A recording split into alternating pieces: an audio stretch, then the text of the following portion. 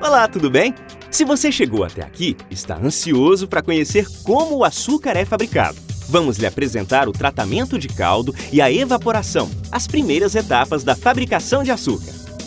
O objetivo principal destas etapas é reduzir as impurezas e concentrar o caldo. Na primeira etapa do processo, o caldo sofre um ajuste de pH e depois é aquecido até 105 graus.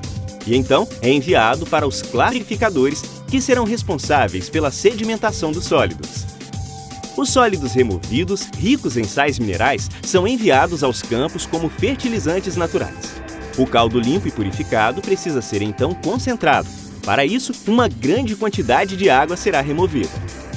A remoção de água é feita nos evaporadores, através da utilização de calor proveniente das caldeiras na forma de vapor.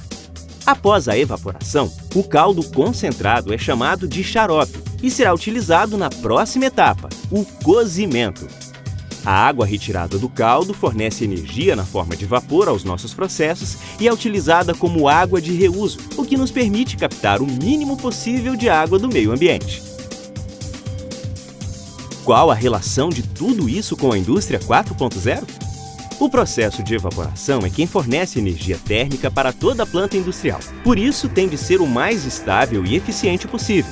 Contamos com tecnologias de otimização em tempo real, controles avançados e um gênio digital que trabalham em conjunto para garantir eficiência durante a remoção das impurezas e economia de calor na evaporação, deixando o nosso processo ainda mais sustentável e eficiente.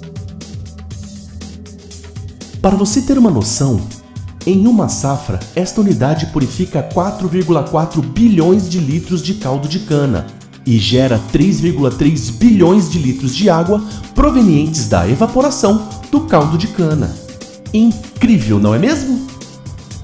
Essas tecnologias em conjunto nos fornecem um produto seguro com a eficiência que a Terreos exige.